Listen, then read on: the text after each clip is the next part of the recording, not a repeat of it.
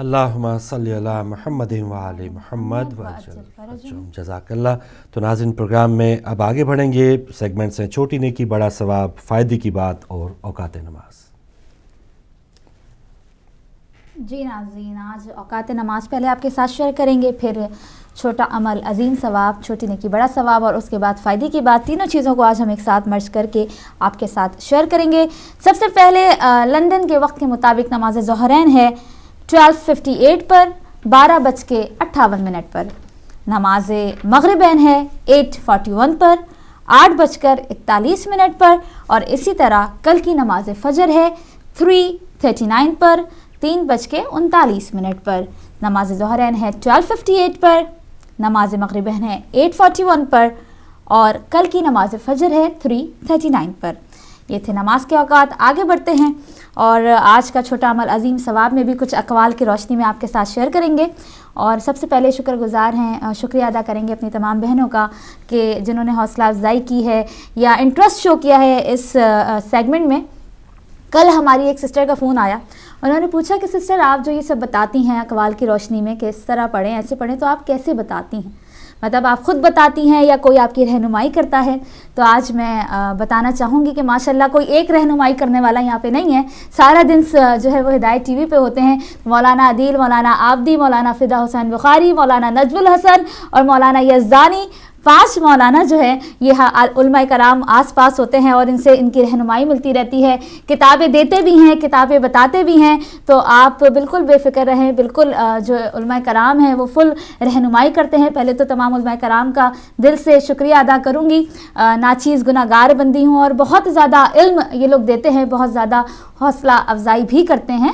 اب آگے بڑھتے ہیں اس سیگمنٹ کی جانب۔ سب سے پہلے ہم آپ کے ساتھ شیئر کریں گے کہ ہمیں جو بہت چھوٹا سا یہ ہمارا عمل ہے، بہت چھوٹا سا، کچھ بھی نہیں ہے، بہت مختصر ہے صرف، اور کس لیے ہے کہ دیکھیں ہمیں زیادہ تر کیا پریشانی ہوتی ہے، بہت سے گھروں میں، ہر گھر میں یہی ہوتا ہے کہ جی پیسوں میں برکت نہیں ہوتی اور مالی پریشانی رہتی ہے، روزگار کی پریشانی ہوتی ہے، جاب نہیں لگتی ہے، اور کہیں نہ کہیں کوئی نہ کوئی جو بھی جس گھر میں دیکھو تو پیسے کا ہی رونا لگا رہتا ہے، یا کوئی نہ کوئی مصیبت گھر میں آئی ہوئی ہوتی ہے۔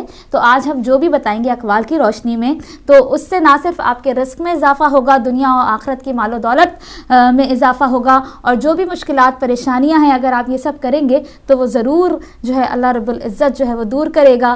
اور ظاہر ہے کہ اقوال کی روشنی میں کریں گے، احادیث کی روشنی میں کریں گے، تو پھر ہمیں کوئی شک نہیں ہونا چاہیے کہ اگر ہم ایسا کریں گے تو کیا ہماری دعا قبول نہیں ہوگی، یا اس کا رزلٹ ملے گا یا نہیں ملے گا۔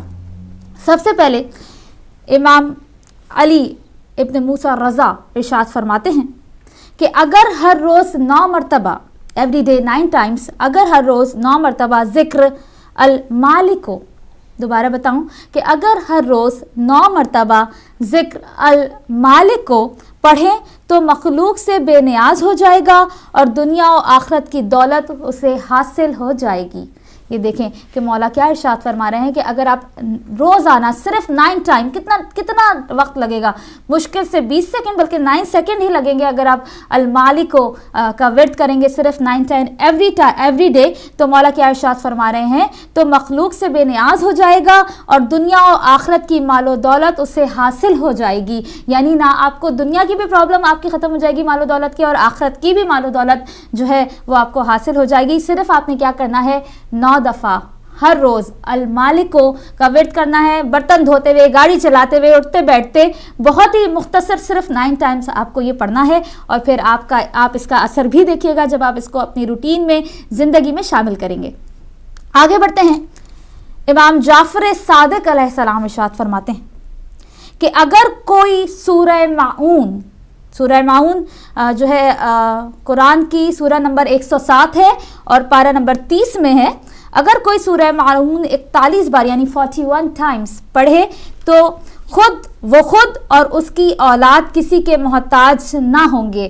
ہماری کیا خواہش ہوتی ہے؟ ہماری یہ خواہش ہوتی ہے کہ پروردگار ہمیں یوں والا نہیں بلکہ یوں والا بنا دے، یعنی دینے والا بنا دے، ہمیں ہاتھ پھیلانے والا نہ بنائے، ہم کسی کے محتاج نہ ہوں، ہمیں جو کچھ بھی دے، جتنا بھی دے، بھلے تھوڑا دے لیکن اتنا دے کہ ہم کسی کے محتاج نہ ہوں، کسی کے آگے ہاتھ نہ پھیلائیں، ہمیشہ ہمیں دینے والا بنائے، لینے والا نہ بنائے۔ تو کیا فرماتے ہیں امام جعفر صادق علیہ السلام کہ اگر کوئی شخص سورہ معون 41 بار پڑھے تو وہ خود اور اس کی اولاد کسی کے محتاج نہ ہوں گے.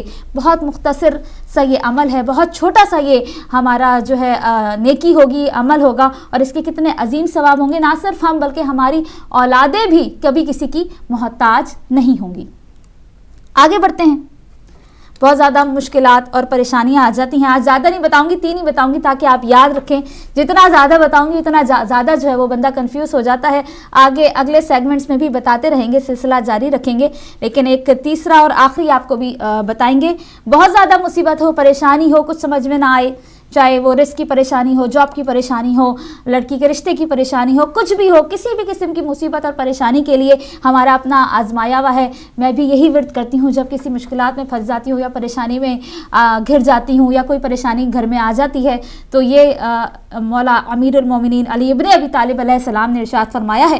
تو میں بھی یہی کرتی ہوں, اور آپ سب بھی یہ ضرور پڑھیے گا, اور آپ دیکھیے گا کہ کتنا اس ورد میں کتنا اس کا معجزہ ہے کہ کس طرح سے آپ پریشانیوں سے نکلیں گے اور باہر آئیں گے. اور پھر ظاہر ہے مولا علی نے ارشاد فرمایا ہے تو ضرور ہمیں اس پر یقین رکھنا ہے. مولا علی ابن ابی طالب علیہ السلام ارشاد فرماتے ہیں, رسول خدا صلی اللہ علیہ وآلہ وسلم شدت و اضطراب یعنی شدت اور مصیبت میں, جب کوئی بھی مصیبت ہوتی تھی تو رسول خدا صلی اللہ علیہ وآلہ وسلم یا حیو یا قیوم یا حیو یا قیوم پڑھتے تھے اور بلا فاصلہ اس مصیبت سے نجات مل جاتی تھی. سبحان اللہ. دیکھیں مولا علی ابن ابی طالب علیہ السلام مشکل کشا کیا ارشاد فرماتے ہیں, جب نبی کریم صلی اللہ علیہ وآلہ وسلم کسی مصیبت میں گرفتار ہوتے تھے تو وہ یا حیو یا قیوم کا ورد کرتے تھے اور پھر وہ اس مصیبت سے نکل جاتے تھے. تو ہمیں اپنی زندگیوں میں یا حیو یا قیوم کے ورد کو, یا حیو یا قیوموں کے ورد کو آپ اپنی زندگی میں روٹین کا معمول بنا لیں, خصوصاً جب آپ کسی مشکل میں گرفتار ہو جائیں اور آپ کو کوئی راستہ نہ نظر آ رہا ہو کہ ہمیں یہاں سے کیسے نکلنا ہے. دل میں یہ نیت کریں, یہ ایمان اپنا پختہ کریں, یہ آپ سوچیں کہ میرے نبی کریم رحمت للعالمین صلی اللہ علیہ وآلہ وسلم یا حیو یا قیوموں کا ورد کرتے تھے کسی مصیبت میں. تو جب آپ یہ ورد کریں تو اس یقین کے ساتھ کہ اللہ رب العزت ضرور آپ کی مشکلات اور پریشانیوں سے آپ کو نجات دے گا, صرف اس یقین کے ساتھ ہم جو بھی بتاتے ہیں, یقین جو ہے وہ بہت ضروری ہے, ایمان جو ہے آپ کو اس پہ رکھنا بہت زیادہ ضروری ہے. یہ تھا آج کا چھوٹا عمل, عظیم ثواب. دوبارہ ریپیٹ کریں, 9 ٹائمز المالک کو, 41 بار 41 ٹائمز سورہ معون, پارہ نمبر 30 آیت سورت نمبر 107, اور اس کے بعد یا حیو یا قیومو. یہ تھا چھوٹا عمل, عظیم ثواب. آگے بڑھتے ہیں فائدے کی بات کی طرف. جی ناظرین, آج کی فائدے کی بات میں ہم آپ کے ساتھ شیئر کریں گے ایک ایسا ڈرنک ہے جو ظاہر ہے ہم نے خود بھی پیا ہوا ہے, جس کے بے شمار فائدے ہیں. پہلے وہ بتاؤں گی کہ وہ ڈرنک کیا ہے اور کیسے بنانا ہے, وہ جوس جو ہے آپ کو کیسے بنانا ہے. اس کے بعد اس کے فائدے بتاؤں گی کہ کس طرح سے یہ ڈرنک جو ہے ہمیں فائدے پہنچائے گا. فائدے کی بات میں ظاہر ہے کوئی نہ کوئی فائدہ ہی ہوتا ہے. ڈرنک کچھ ایسے بنانا ہے آپ کو. ایک آپ نے بیٹ روٹ یعنی چکندر, ایک آپ چکندر لے لیں, ایک آپ کیرٹ گاجر لے لیں, اور ایک آپ ایپل, ریڈ ایپل لے لیں یا پنک لیڈی, کوئی سا بھی ایپل. ایک چکندر, ایک گاجر اور ایک سیب. میں پھر بتا دوں, ایک چکندر, ایک گاجر اور ایک سیب. ان تینوں کو آپ جوسر میں ڈال کے آپ کو ان کا جوس نکالنا ہے. کوئی چینی آپ نے اس میں نہیں ڈالنی ہے, آپ نے فریش جوس اسی وقت جوسر میں نکالنا ہے, اور تھوڑا سا اس کو ریفریشنگ کرنے کے لیے لیمن جوس ڈالنا ہے. اور جیسے ہی آپ جوس نکالیں تو رکھا ہوا نہیں, بالکل فریش آپ کو اس کو پینا ہے. دوبارہ ریپیٹ کروں کہ جوس بنے گا کیسے, اور میرے روٹین میں یہ شامل ہے, آپ بھی اپنے روٹین میں اس کو شامل کریں. کوئی سائیڈ ایفیکٹس نہیں ہے, اس کے کتنے فائدے ہیں میں بھی آپ کو بتاؤں گی.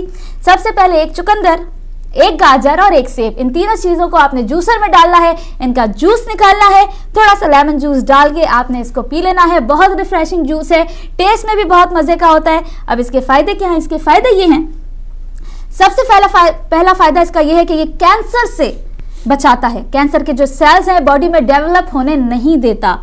سب سے بڑا فائدہ اگر آپ کے رشتہ داروں میں کسی کو کینسر ہے یا آپ کے جاننے والوں میں کسی کو کینسر ہے تو آپ سے یہ ریکویسٹ ہے کہ آپ ان کو یہ جوس ضرور بتائیے, اس میں شفا ہے. اور سب سے بڑھ کر اس کا پہلا فائدہ یہ ہے کہ یہ جوس آپ کو کینسر سے بچاتا ہے. اگر آپ کینسر کے مریض نہیں ہیں تب بھی اگر آپ اس جوس کو پئیں گے تو کبھی بھی آپ کینسر کے مرض کے شکار نہیں ہوں گے, کیونکہ یہ جوس جو ہے وہ کینسر کے سیلز کو ڈیولپ ہونے سے بچاتا ہے.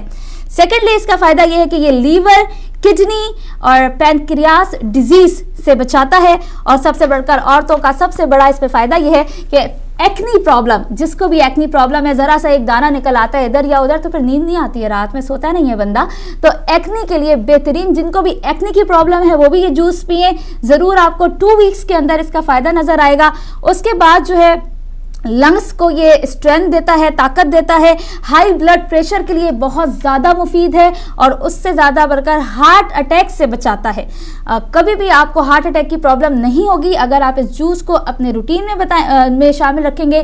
بلڈ پریشر سے بچاتا ہے اور سب سے بڑھ کر ایکنی سے. اور اس کے علاوہ جن کی آئی سائٹس ویک ہیں یا آنکھوں کی پرابلم ہے تو آئی سائٹ کے لیے بھی بہت زیادہ مفید ہے یہ جوس.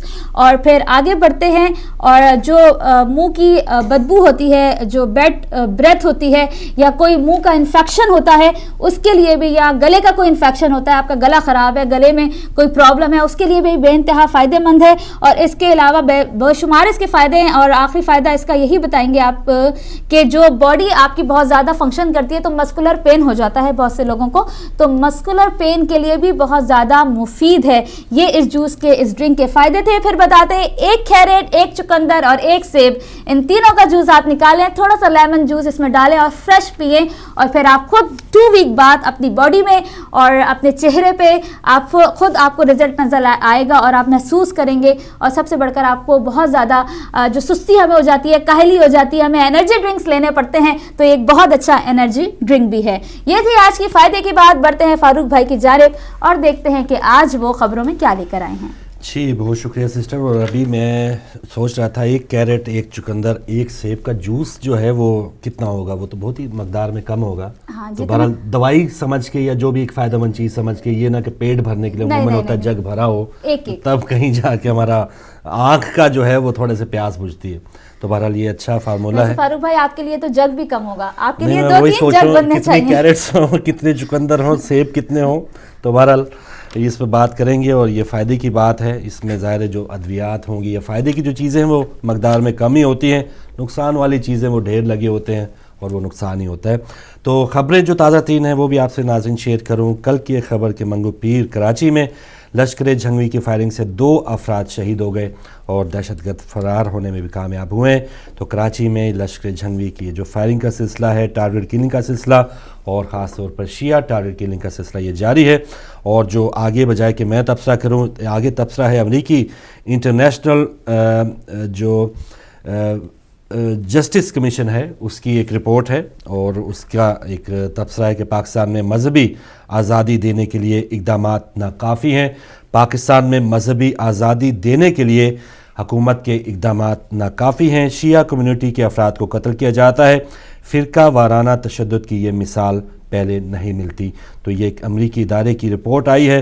تو پاکستان میں جو مذہبی آزادی ہے اس کے یہ جو حالات اب بنتے چلے جا رہے ہیں, فرقہ وارانہ جو تشدد ہے, اور ہر کوئی اپنے آپ کو یہ کہتا ہے کہ میں ٹھیک ہوں. اگر کوئی اقلیت میں ہے یا کوئی تھوڑا سا کمزور ہے تو اس کو دبانے کے لیے اور بعض اوقات اپنے مفاد کے لیے, آپ نے بادامی باغ کا وہ ثانیہ دیکھا کہ شاید وہ جگہ خالی کرانے کے لیے ایک ڈھونگ رچایا گیا, ایک ایسا عجیب و غریب کھیل رچایا گیا کہ جس میں بہت سے ایسے عیسائی گھرانوں کے گھروں کو جلا دیا گیا, اور جو بیچارے بہت محنتی افراد ہوتے ہیں اور تنکا جوڑ کے جنہوں نے گھر بنایا, سامان بنایا, ان کے گھروں کو نذر آتش کر دیا گیا.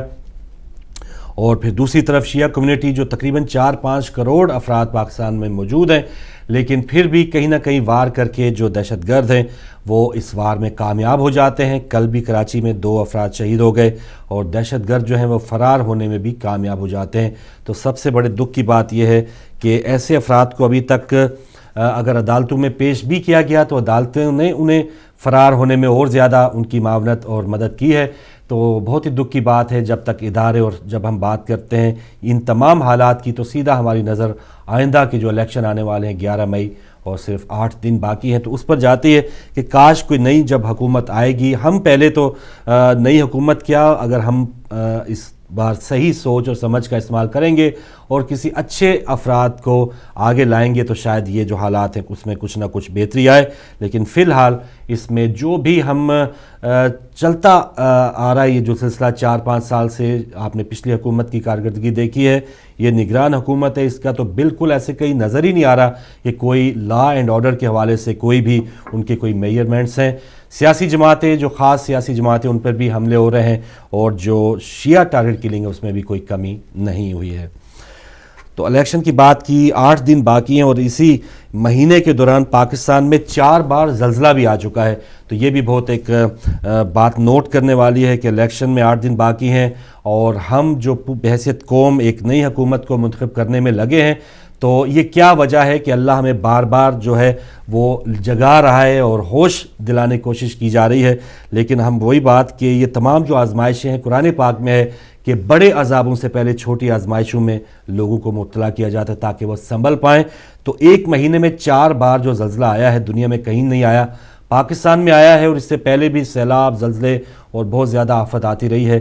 ان زلزلوں میں خدا کا شکر ہے کوئی اتنا بڑا جانی مالی نقصان نہیں ہوا، لیکن بحیثیت پاکستانی، بحیثیت مسلمان، ہمیں یہ کوئی نہ کوئی جو سگنل مل رہا ہے اس پر ہوش کے ناخن لینا ہوں گے. اور پھر اب یہ دیکھیں کہ جو کل کا ایک بیان تھا جو الیکشن کمیشن کے حوالے سے کہ ان کی تیاریاں بہت ہی زور و شور سے جاری ہیں. الیکشن کمیشن نے عام انتخابات کے لیے سیکیورٹی پلان مکمل کر لیا ہے. ہر حساس پولنگ سٹیشن پر 7 فوجی اہلکار ہوں گے.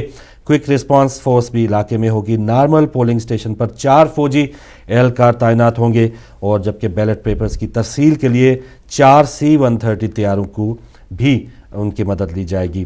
تو الیکشن میں 8 دن باقی ہیں، 4 ہر پولنگ سٹیشن پہ فوجی ہوں گے، اور جو بھی حساس پولنگ سٹیشن اس میں 7 فوجی اہلکار ہوں گے. تو اس میں اور اس کے علاوہ ایک اور کوئک ریسپانس فورس بھی ہوگی.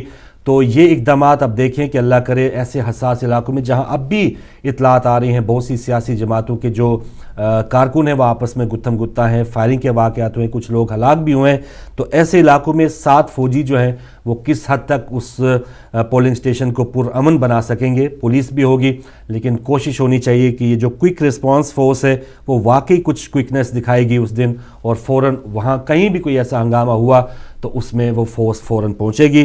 ورنہ جو اس طرح کی فورسز ہوتی ہیں کوئک جو رسپانس دینے کے لیے ہوتی ہیں وہ اتنا زیادہ لیٹ رسپانس دیتی ہیں کہ سب کچھ جو کرنے والے ہیں وہ کر چکے ہوتے ہیں، اور یہ کوئک رسپانس ٹیمیں اس وقت پہنچتی ہیں. تو اس وقت ایک بار پھر ان کا امتحان ہے کہ یہ جو کوئک رسپانس انہوں نے دینا ہے وہ آیا کتنے منٹ میں دینا ہے، کتنے گھنٹوں میں دینا ہے، یا اگلے الیکشنوں تک یہ اپیلیں جاری رہتی ہیں. بعض اوقات ہوتا ہے اب بھی کئی جو پچھلے 2008 میں الیکشن ہوئے تھے امیدواروں نے ایک دوسرے کے خلاف دھاندلی کے الزامات لگائے تھے، ان کے کیسز اب بھی وہیں کے وہیں ہیں، ان کا کوئی فیصلہ نہیں ہوا. تو اتنا کوئک رسپانس جو ہے وہ بھی بعض اوقات ہماری عدالتیں دیتی ہیں.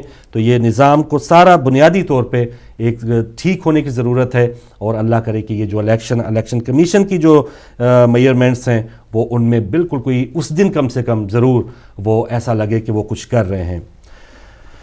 عمران خان کا ایک بیان ہے کہ انہوں نے یہ ٹیلی گراف جو یہاں کا اخبار اس میں یہ بیان دیا کہ زرداری حکومت کے 5 سال تاریخ کا بدترین دور تھا. بے نظیر کو ان لوگوں نے مارا جو ان کے اقتدار میں آنے سے پریشان تھے. خطرات کے باعث اپنی سیکیورٹی بڑھانا پڑی ہے. تو عمران خان نے ایک بیان دیا ہے کہ زرداری حکومت کے 5 سال ملکی تاریخ کے بدترین 5 سال تھے، اور بے نظیر جو قتل کیس اس حوالے سے بھی ان کی بات ہوئی کہ ان لوگوں نے انہیں مارا ہے جو ان کے اقتدار میں آنے سے پریشان تھے. یعنی طالبان کے حوالے سے ان کو تھوڑا سا ان کو دور کرنے کی کوشش کی جا رہی ہے.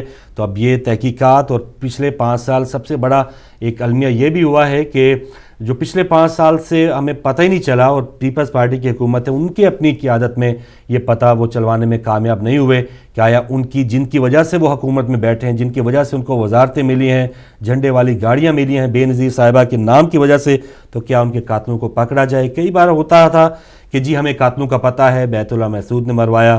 بات جو ہے تھوڑی سی آگے بڑھتی ہے، UN کمیشن آ جاتا ہے، یہاں سے فوجیں جاتی ہیں، تحقیقات ہوتی ہے، کمیشن بنتے ہیں، لیکن اب تک کوئی بھی واضح اعلان ابھی تک بلاول بھٹو زرداری صاحب کا جو بیان تھا کہ میرے جو والدہ کے قاتل ہیں وہ پرویز مشرف ہیں، انہی کی جماعت کے جو بہت بڑے لیڈر ہیں جو وزیر اعظم بھی رہے بہت زیادہ عرصہ، یوسف رضا گیلانی، ان کا یہ بیان آیا کہ نہیں، پرویز مشرف کا قصور اتنا ہے کہ اس وقت ان کی صرف حکومت تھی، وہ نام کے صدر ضرور تھے لیکن قتل کرنے والوں میں ان کا نام نہیں تھا۔ ایک بار ہم نے سنا کہ فلاں فلاں لوگ ہیں، یہ قاتل ہیں، یہ قاتل لیگ میں شامل ہیں، اس کے بعد وہی لوگ جو ہیں وہ اس حکومت میں شامل ہو گئے۔ تو اب یہ ایسی کھچڑی پکی ان 5 سالوں میں کہ کوئی اب بندے کا اعتبار ہی اٹھ گیا۔ رحمان ملک صاحب کے اگر آپ بیان اٹھائیں، ان کی پرانی فوٹیجز دیکھیں تو اسی واقعے کو 4-5 بار انہوں نے ایسا ڈرامائی شکل دی، نہیں ہم آئے وہاں سے واپس چلے گئے، ہمیں پتہ چلا بی بی زندہ ہیں، ہم فوراً زرداری ہاؤس پہنچ گئے، اور اس طرح کے بیانات بابر اعوان صاحب کے بیانات اپنے ہیں، ناہید خان کے بیانات اپنے ہیں، امین فہیم صاحب تو وہ خاموش رہتے ہیں اور خاموشی میں وہ سب کچھ کر رہے ہیں۔ تو ایسی ایک عجیب گیم یہ 5 سالوں میں گزری ہے کہ بے نظیر بھٹو صاحبہ کے جو قاتل ہیں ان کا بھی کوئی پتہ نہیں چلا، کوئی کہہ رہا ہے کسی کا نام لے رہا ہے، کوئی کسی کا نام لے رہا ہے۔ تو یہ ایک بھی بہت بڑا عظیم سانحہ تھا، اور افسوس ہے کہ پاکستان کی یہ جو سابقہ حکومت تھی انہوں نے بھی کوئی صحیح تحقیقات نہیں کی ہیں۔ بہرحال ان کو اس حوالے سے جو ہمدردی کا ووٹ حاصل کرنے کی کوشش کرتے ہیں پیپلز پارٹی کے یہ جو قائدین ہیں، ان کی ایک بار پھر یہ کوشش ہوگی مزارات کی بات کریں، بھٹو صاحب کی بات کریں، لیکن جو آج کا ووٹر ہے وہ یہ بھی دیکھے گا کہ جو اس وقت جو قیادت ہے آپ کی، اس نے 5 سال میں کیا کیا ہے۔ اس وقت کی جو قیادت ہے، نواز شریف صاحب کی جو ایٹمی دھماکے سارا کچھ وہ کہتے ہیں موٹر وے بن گیا، لیکن ان 5 سالوں میں وہ سستی روٹی، وہ جنگلہ بس، وہ لیپ ٹاپس اور وہ لیمپ سروس جو شروع کی، یلو کیب سروس شروع کی، تو وہ کہاں گیا یہ سارا مال، اور دیگر جو پنجاب کا علاقہ ہے وہ اتنا سنسان بنجر اور ویران کیوں ہے؟ یہ تمام چیزیں ووٹرز نے سوچنی ہیں اور تب کہیں جا کے آگے بات کرنی ہے۔ عمران خان کے حوالے سے بہت سے انہوں نے فوکس کر رکھے ہیں، اور شاید ان کو اب سیاست کے گر آگے، جیسے نواز شریف کا ویسے تو کہنا ہے کہ ملک کو مسائل سے نکالنے کا ایجنڈا صرف نون لیگ کے پاس ہے، ملک کو اناڑی نہیں تجربہ کار قیادت چاہیے۔ تو نواز شریف کا یہ سیدھا کہنا ہے عمران صاحب کی طرف کہ وہ اناڑی ہیں اور نواز شریف صاحب جو ہیں وہ تجربہ کار ہیں، تو ایک تجربہ کار کی عادت جو ہے وہ پاکستان کو چاہیے۔ تو جو اناڑی جن کو وہ کہہ رہے ہیں وہ بھی تھوڑا سا تجربہ حاصل کیے جا رہے ہیں، اور جہاں جہاں ان کے پہلے کافی زیادہ بلند اور بالکل ایسے بے باک ان کے بیانات ہوتے تھے ایم کیو ایم کی طرف اور کاف لیگ کی طرف، اور بہت سے ایسے اقدامات خاص طور پہ پیپلز پارٹی کی طرف بھی ان کا تھوڑا سا اتنا زیادہ اٹیک نہیں ہے، وہ ایک ہی اینڈ پہ بولنگ کر رہے ہیں، اور اسی طرف جو نون لیگ ہے وہ آگے وہ ڈیفینڈ کر رہی ہے، جو منازع کی جو دعوت ہے یا جو تمام جو چیلنجز ہے وہ نون لیگ کی طرف ہیں۔ تو عمران خان جو ہیں ان کو اناڑی تو وہ کہہ رہے ہیں، لیکن وہ اتنے اب اناڑی نہیں رہے ہیں۔ ان کی جو خود کی جماعت ہے، ان کی جو الیکشن ہوئے جماعت میں، وہاں ان کے جو کارکن ہیں وہ بھی آپس میں گتھم گتھا ہوئے ہیں، ان کا بھی آپس میں مار جو ہے وہ لگی ہے سب کو، اور جو کھانے پہ ٹوٹ پڑنے کی جو روایات ہیں دیگر جماعتوں کی وہ ویسے جیالے عمران خان کی جماعت میں بھی ہیں۔ تو وہ تمام، اور اب تو وہ الیکشن میں یہ بھی بات کرتے ہیں کہ بلے سے پھینٹی شینٹی کا بھی وہ اہتمام کریں گے۔ تو یہ تمام چیزیں جو ایک اناڑی میں نہیں ہو سکتی، وہ ایک تھوڑا تھوڑا تجربہ جو پاکستانی سیاستدان کو کبھی جھوٹ بول لیا، کہیں ویل لیفٹ کر دی، کوئی بال کھیل لی، کوئی چھوڑ دی، کوئی باؤنڈری سے باہر پھینک دی، تو یہ تمام چیزیں اب عمران خان آہستہ آہستہ سیکھ رہے ہیں، اور ان حالات میں ایسے سیاستدان کو کچھ نہ کچھ ایسے گر بھی آنے چاہیے جو اگر عمران خان کی اگر کسی حمایتی سے بات کرے تو وہ یہی کہے گا کہ اگر ایسے گر استعمال نہ کریں تو پاکستان میں جو ووٹ حاصل کرنا ہے وہ بہت ذرا مشکل ہو جاتا ہے۔ تو دیکھیں یہ اناڑی کامیاب ہوں گے یا تجربہ کار کامیاب ہوں گے، یا پیچھے جو ایک نعرہ تھا ایک زرداری سب پہ بھاری، کہ زرداری صاحب جو ہے وہ ایک ایسا دن آئے کہ واقعی زرداری صاحب ایک بار پھر حکومت میں آ جائیں۔ تو یہ 8 دن جو آنے والے ہیں بہت ہی اہم دن ہیں۔ کل یوم مزدور تھا، اور کل لاہور میں سیوریج لائن کی صفائی کے دوران دم گھٹنے سے مزدور باپ جو ہے وہ اپنے 2 بیٹوں سمیت جاں بحق ہو گیا، اور یہ تینوں کا تعلق ملتان کے علاقے پیر والا پل سے تھا۔ تو مزدوروں کی بات کریں، یہاں پہ ناظرین ہم بات کرتے ہیں اگر چھوٹا سا کوئی کام ہو رہا ہو سڑک پہ، کوئی اس طرح کا کوئی مزدور اپنا کام کرو، اتنے حفاظتی اقدامات وہ اپنے لاتے ہیں، ان کے پاس سلنڈرز ہوتے ہیں، ان کے پاس ایسی سیڑھیاں ہوتی ہیں، ان کے پاس ایسے بیلٹس ہوتے ہیں کیونکہ گرنے گرانے کی کوئی نوبت نہ ہے۔ تو ہمارے ہاں جو پاکستان میں ایک مزدور ہے بیچارہ، اس کو یہ ہے کہ جو مالک ہے اس نے پیسے دینے ہیں، تو اس میں تو آگ میں بھی اس کو کودنا پڑے تو وہ کہے گا کہ یہ آگ میں کود جائے، یہ مر جائے، یہ کھپ جائے، یہ میرا کام ضرور کر لے۔ تو مزدور کے جو حقوق ہیں، ایک دن آیا وہ گزر گیا، پتہ نہیں کتنے سیمینارز ہوئے ہوں گے، کتنے مزدوروں کو خراج تحسین پیش کیا ہوگا، لیکن اصل بات یہ ہے کہ جو حفاظتی اقدامات ہیں وہ پاکستان میں مزدور کے پاس نہیں ہیں، ان کے پاس ایسے اکوپمنٹ نہیں ہیں کہ وہ اپنی جان کو بچا پائیں. تو ایسی جگہ جہاں سیوریج لائن کے اندر نیچے جایا جاتا ہے، کئی گیسز ہوتے ہیں، تو یہ ایک باپ اور 2 بیٹوں سمیت بیچارے وہ ہلاک ہو گئے.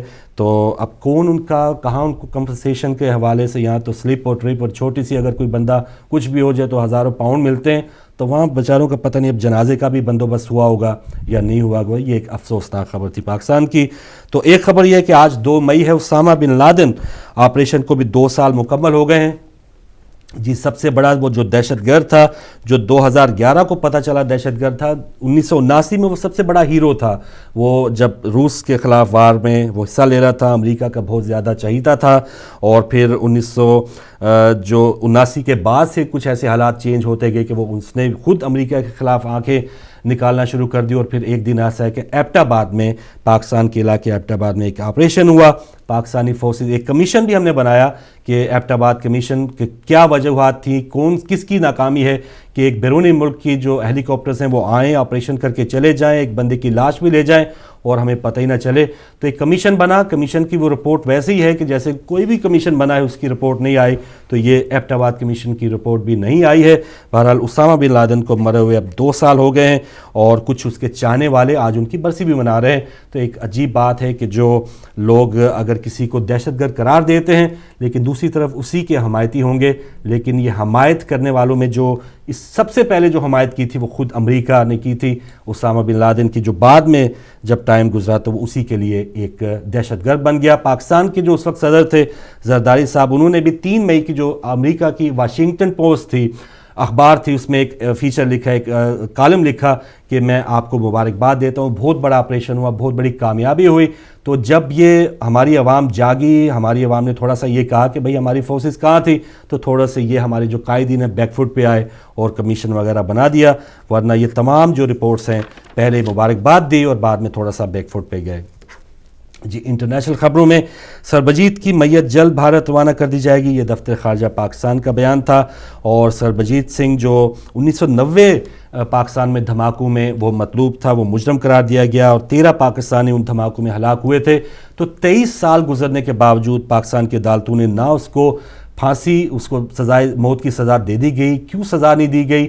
اگر ایک سزا نہیں دی گئی تو پھر بھی ایک عمر قید کی جو میکسیمم سزا ہے وہ 15 سال ہوتی ہے، تو اس کو یا تو چھوڑ دینا چاہیے تھا، یا اس کو جو اس کی سزا بنتی تو اس سزا کا حقدار، جیسے اجمل کے صاحب کو پھانسی دی گئی ہے، بہت سے دہشت گردوں کو پھانسی دی گئی ہے، تو وہ بھی اگر پھانسی کا حقدار تھا اور وہ مجرم قرار دیا گیا، 13 قید جو پاکستانی اس کی ہلاکت میں ان کا نام آیا، تو پھر اس کو کیوں پھانسی نہیں دی گئی؟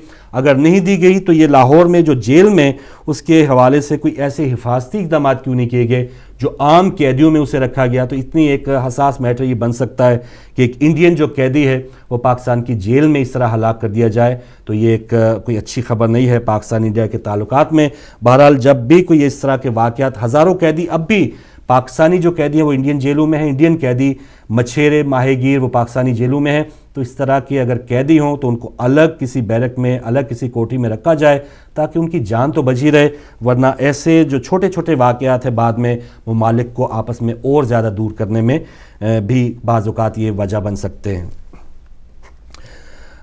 ایک بیان ہے، سرحدی تنازع پر بھارت چین مذاکرات پھر ناکام، بھارتی بارڈر کے 30 کلومیٹر اندر چین نے کیمپ لگائے. تو اس پر یہ تنازع جاری ہے، مذاکرات ہوئے لیکن بھارت اور چین کے درمیان جو مذاکرات ہوئے ہیں وہ پھر ناکام ہوئے ہیں.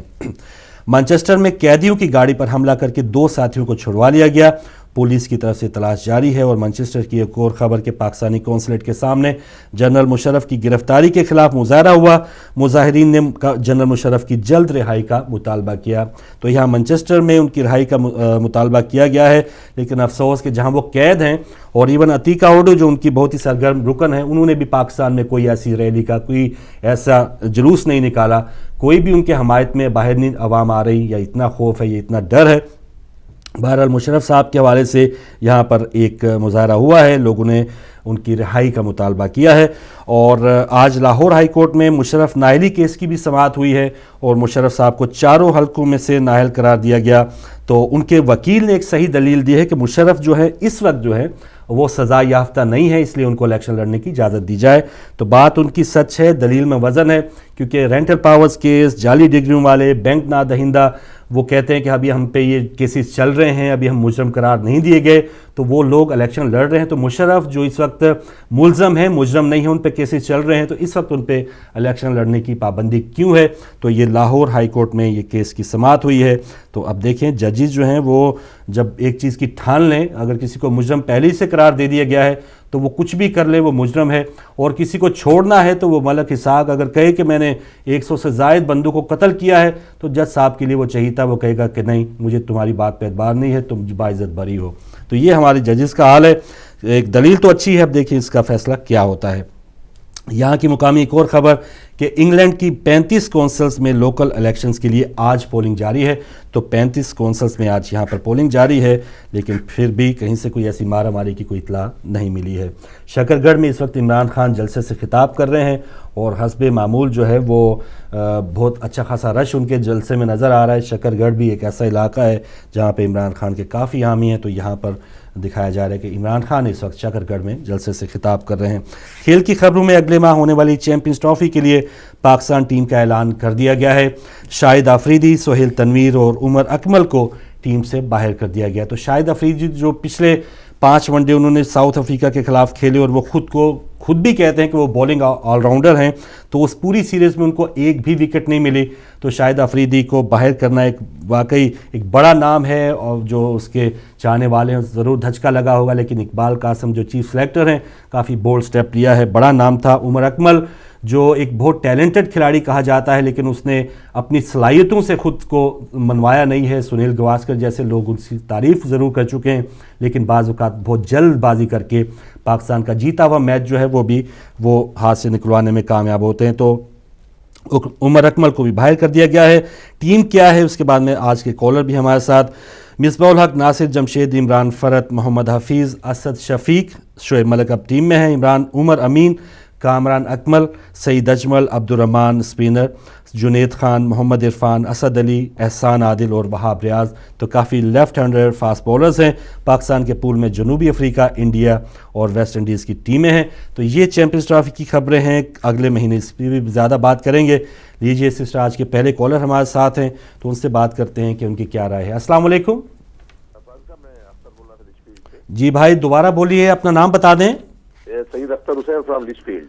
جی سید صاحب بسم اللہ۔ بس پوچھنا ہوا، اصل میں ٹی وی لیٹ کھولا میں نے، عظما کچھ ایک جوس کے لیے بتا رہی تھی، ذرا آپ مجھے پلیز اگر آپ مجھے بتا دیں کہ وہ آئی تھنک چقندر اور ایک گاجر، 2 ہی نام سنا میں نے، تیسرا نام کیا تھا اس کا؟ میں آپ کو بھی بتا دیتی ہوں۔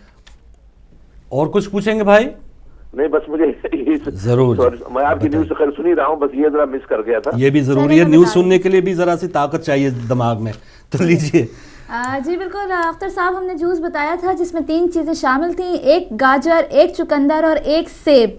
ان تینوں کو ہم جو ہے وہ چھلکے کے ساتھ ہی جوس نکال دیتے ہیں۔ آپ چاہیں تو چھلکے بھی اتار سکتے ہیں، لیکن چھلکے بہت زیادہ جو ہے اسکن جو ہے بہت زیادہ فائدہ مند ہوتی ہے، تو کوشش یہ کریں کہ چھلکوں کے ساتھ ہی جو ہے وہ جوس نکالیں، اور جیسے ہی فریش جوس آپ کے گلاس میں نکلے آپ لیمن جوس تھوڑا سا اس میں ڈال دیں، وہ اور زیادہ ریفریش ہو جائے گا۔ تو یہ جوس ہم نے آپ کو بتایا تھا، اور یہ الیکشن تک لازمی پیتے رہنا۔ ہاں بالکل۔ اور سب سے بڑا فائدہ جو میں بتانا بھول گئی، اس کے ویٹ جو ہے وہ کم کرنے میں، ویٹ لاس کرنے میں بہت زیادہ فائدہ مند ہے۔ بہترین۔ اور یہ وہی نا اللہ تعالیٰ کے جو بھی انعامات ہیں، جو پھل ہیں اور اس طرح کی جو نیچرل چیزیں ہیں، ان سے ہم دور ہو چکے ہیں۔ ڈبہ بند چیز لے لی اور کہہ دیا کہ اس پہ لکھا اتنا سب فاروق کچھ۔ بھائی اگلے پروگراموں میں جو چقندر ہے نا، اس کے اتنے فائدے ہیں، اگلے پروگراموں میں انشاءاللہ چقندر کو ڈسکس کریں گے انشاءاللہ۔ ایک کالر ہے ہمارے ساتھ۔ السلام علیکم۔ وعلیکم السلام۔ جی بھائی ہمارے ساتھ کون، کہاں سے؟ اشفاق قریشی ہے۔ جی اشفاق قریشی صاحب، میں الیکشن کے بارے میں آپ سے بات کرنا چاہتا ہوں۔ اور قریشی صاحب کس شہر سے بات کریں بھائی؟ میں لندن سے بات کر رہا لندن سے۔ جی بسم اللہ، بات کیجئے۔ جی ہوں۔ محترم، جی بات کیجئے۔ جی میں لندن سے بات کر رہا ہوں۔ الیکشن کے بارے میں نے بات کرنی تھی۔ ضرور۔ اور حالانکہ میں شیعہ تو نہیں ہوں، سنی ہوں، لیکن میں پسند کرتا ہوں آپ کے چینل کو. کوئی بات ہی نہیں بھائی. سب سے بڑی خوبی آپ کے چینل میں یہ ہے جی کہ تمام بہن بیٹیاں اس قدر مسلمان کے روپ میں آتی ہیں، دل خوش ہو جاتا ہے. جزاک اللہ جزاک اللہ. اچھا، الیکشن کے بارے میں نے آپ سے یہ عرض کرنا تھا جی بھائی کہ آپ تمام لیڈروں کو دیکھیے، جتنے بھی، کوئی کہتا ہے عمران خان اچھا ہے، کوئی کہتا ہے نواز شریف اچھا ہے، کوئی کہتا ہے وہ اچھا ہے. آپ مین پوائنٹ پہ دیکھیے، کوئی بھی لیڈر، ان کو میں لیڈر نہیں کہوں گا، ان کو میں مطلب پرست کہوں گا. ٹھیک ہے. کیونکہ یہ کرسی اور سیٹ کے بارے میں ہی جانتے ہیں. ان کو بیسیکلی پاکستان میں جو مصیبت، جو تباہی، جو بربادی ہو رہی ہے، ان تمام لیڈروں کو، جو لیڈر ان کو آپ کہتے ہیں مطلب پرستوں کو، سب پتا ہے یہ دھماکے کیوں ہو رہے ہیں، یہ بربادی کیوں ہو رہی ہے، اور تمام جو بھی حکمران ہیں ان کو سب کو پتا ہے کیوں ہو رہا ہے. اگر ان کو پتا نہیں ہے تو میں آپ کے چینل کے تھرو تھوڑا سا بتا دیتا ہوں یہ دھماکے کیوں ہو رہے ہیں، بربادی کیوں ہو رہی ہے، اور تمام جو بھی حالات خراب ہو رہے ہیں یہ اپنے منہ سے نہیں کہتے.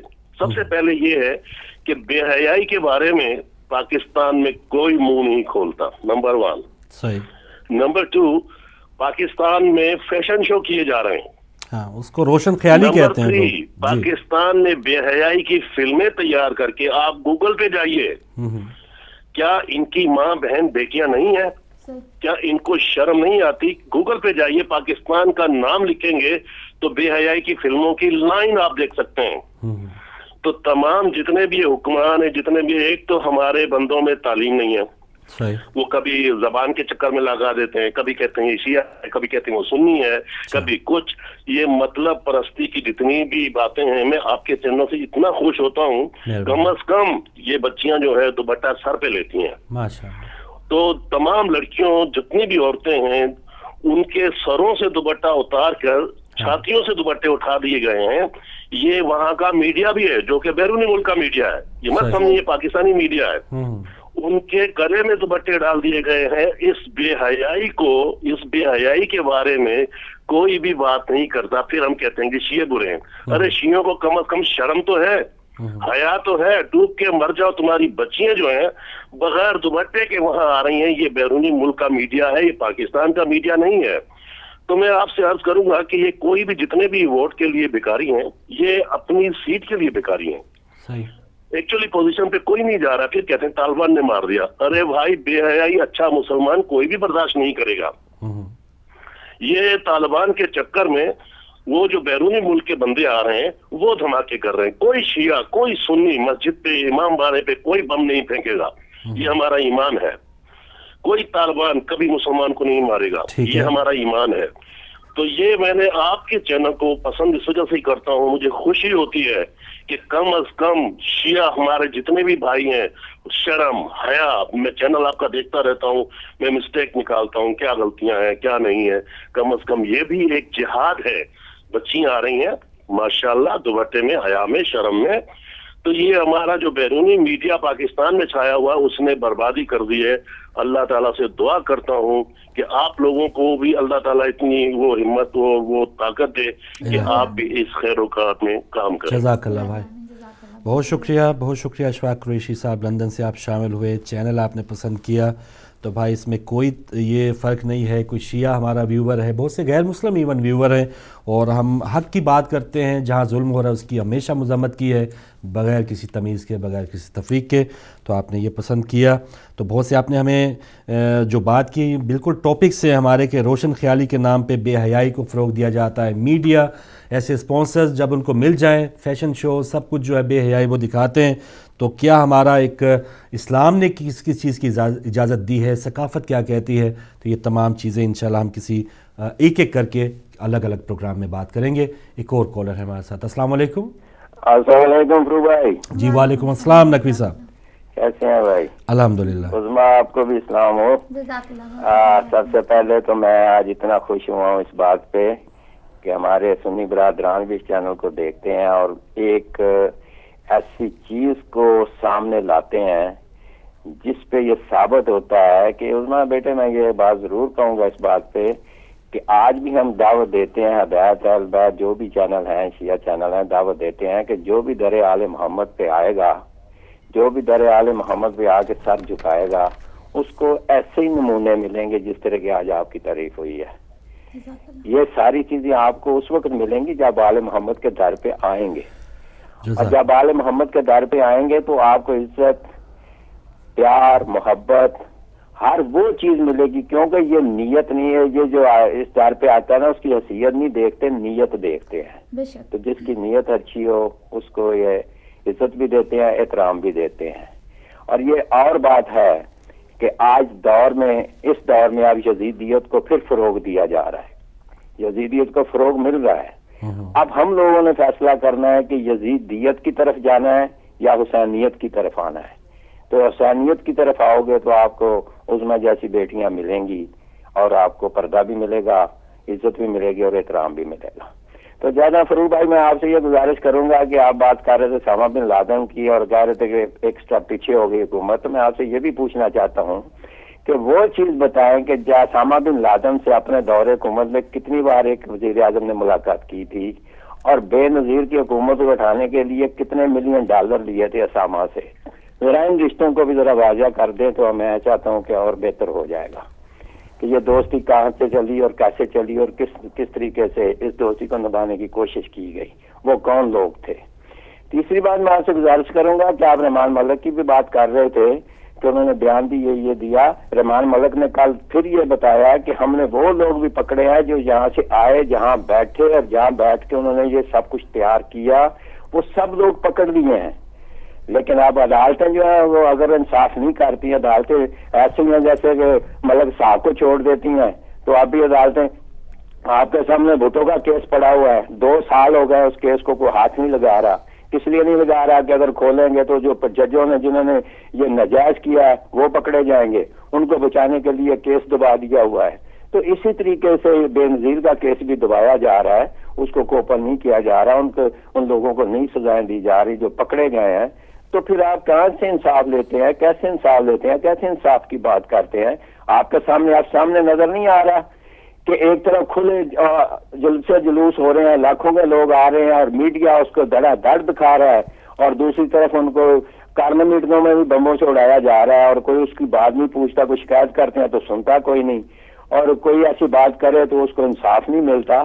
تو جہاں یہ اندھیر نگری ہو جائے، جہاں سلیکشن ہو رہا ہو، الیکشن نہ ہو، سلیکشن ہوتی ہو، تو وہاں پہ آپ کیا کہیں گے؟ وہاں پہ کیا نتائج آپ لیں گے؟ وہاں کے کیا نتائج ملیں گے؟ کیا امیدیں آپ کی برابر ہوں گی؟ یہ سب کچھ آپ پاکستان کے 18 کروڑ عوام دیکھ رہے ہیں۔ آپ ایک لیک آ چکی ہے، ایک لائن بن چکی ہے جس میں یہ ثابت ہو چکا ہے کہ آپ نے ان گفتوں کے ساتھ ہونا ہے جو یزیدیت کا ساتھ دیتی ہیں، دہشت گردی کا ساتھ دیتی ہیں، یا آپ ان کے ساتھ ہونا ہے جو لبرل ہیں، جو پاکستان کی خاطر خون بھی دیتے ہیں، جن کی قبریں بھی آج تک بنی ہیں اور قبریں بتا رہی ہیں کہ ہمارے ساتھ کیا ظلم ہوا اور یہ لوگ کرنے والے ہیں۔ تو پھر آپ فیصلہ کرے گی 18 کروڑ عوام کہ قبروں میں جانے والوں کا ساتھ دیں گے یا قبروں میں پہنچانے والوں کا ساتھ دیں گے؟ یہ آپ 18 کروڑ عوام نے دیکھا ہوگا۔ بہت شکریہ جی، مہربانی۔ نقوی صاحب بہت شکریہ، گلاسکو سے آپ شامل ہوئے، اور آخری کالر ہیں بریک سے پہلے کالر لے لیتے ہیں۔ السلام علیکم۔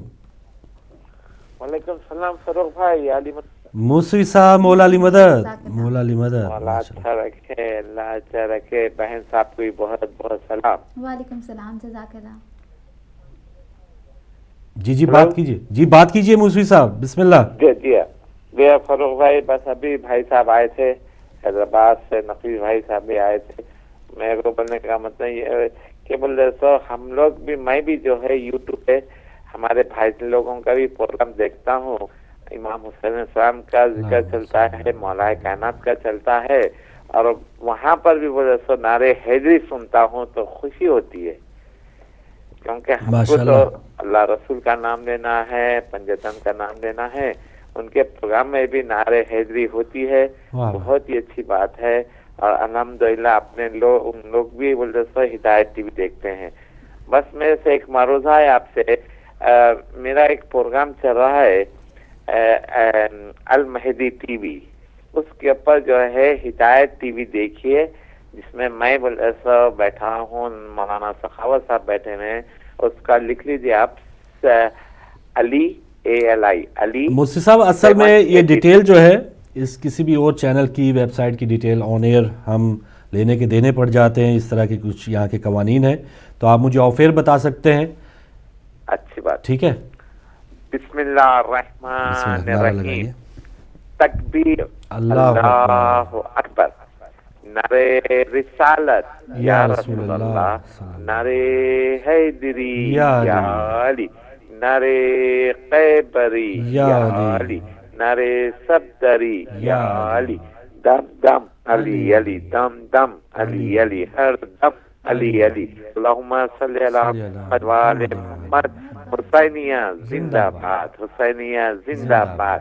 हिदायत टीवी जिंदाबाद. जज़ाकल्लाह. मौला अली मदद. मुस्सी साहब अमेरिका से आप शामिल हुए और ब्रेक का वक्त है जी, आप कुछ बात कर रहे थे. बिल्कुल, मैं ख्याल है ब्रेक ले लें कि नकवी साहब के लिए एक सवाल था और कल से उनके फ़ोन का इंतज़ार हो रहा है और जब इलेक्शन और करीब आएंगे तब ये सवाल नकवी साहब से ज़रूर पूछा जाएगा. नहीं, असल में एक हमारा ये बदनसीबी है, सिर्फ किसी भी पार्टी का अगर कोई हम बात करें ना तो वो कहेगा कि वो अब ये नहीं कहेगा कि मेरी कोई गलती नहीं, ये कहेगा कि आपने भी तो गलती की है. यानी अपने आप को ये नहीं कहेगा, अपने आप को ये नहीं कहेगा कि मुझसे ये गलती नहीं हुई. उसामा बिन लादेन की अगर और ये जो तमाम जो इस वक्त जो पार्टीज़ पे हमले हो रहे हैं, पीपल्स पार्टी, ANP, MQM, ये पिछले 5 साल उन्होंने इन दहशतगर्दों के ख़िलाफ़ क्यों ऑपरेशन नहीं किया? ये जो उन्होंने बोया है वो उनको मिल रहा है कि उनको जो भी क्या रुकावट थी, अगर हुकूमत छोड़ देते या क्या भी था, इस्तीफ़ा जो है ना, ये पेन कॉपी हर मेंबर के पास होता है, अगर वो बेख्तियार है वो छोड़े. आप इन 3 जमातों की बात करें, अगर नवाज शरीफ जो इतना रोला डाला हुआ है उसने अगर वही छोड़ देता तो ये हुकूमत कब की ख़त्म हो जाती. बिल्कुल सही. और ये बात हर किसी को अपनी अपनी ज़ाती जवाब देना होगा. ये नहीं कि मैंने नहीं किया तो आपने भी नहीं किया, तो ये एक्सक्यूज़ नहीं है. ये अपनी अपनी जिम्मेदारी हर पार्टी को उठानी होगी. नवाज शरीफ अगर उसामा बिन लादेन से मिला है तो उसने खुद को जवाब उसने देना है, अपनी जमात का जवाब देना है. पीपल्स पार्टी की जो कोताही है वो अपनी कोताही की ज़रूर जिम्मेदार है, वो दूसरों पर ना डाले. और अगर किसी भी जमात की जो कोई भी जिम्मेदारी है या किसी भी लीडर ने कोई गलती की है, वो ये ना कहे कि आपने भी तो गलती की है. ये बड़े बड़े टॉक शोज़ में ये होता है, अपनी सफाई कोई नहीं देता. तो नाज़रीन, आज का जो हमारा टॉपिक है वो भी कुछ इसी से है कि आज का जो मुसलमान है, आज का पाकिस्तानी, आज का जो इंसान है, बेबस है या बेहिस है. क्योंकि सब कुछ हो रहा होता है हमारी आंखों के सामने. बाज़ औक़ात तो हम बेबसी का रोना रोते हैं कि हमारे पास कुछ नहीं है, और बाज़ लोग सब कुछ होने के बावजूद सब कुछ तमाशा देख रहे होते हैं. बेइसी की सबसे बड़ी मिसाल वो 10 मुहर्रम को 61 हिजरी के अवाम देख रही है. नबी करीम सल्लल्लाहु अलैहि वसल्लम का जो नवासा है, पूरा कुंबा है, क्या सलूक किया जा रहा है. तो ऐसे बेहिस लोग क्या आज के माशरे में हैं या नहीं, इस पर बात करेंगे छोटी सी ब्रेक के बाद.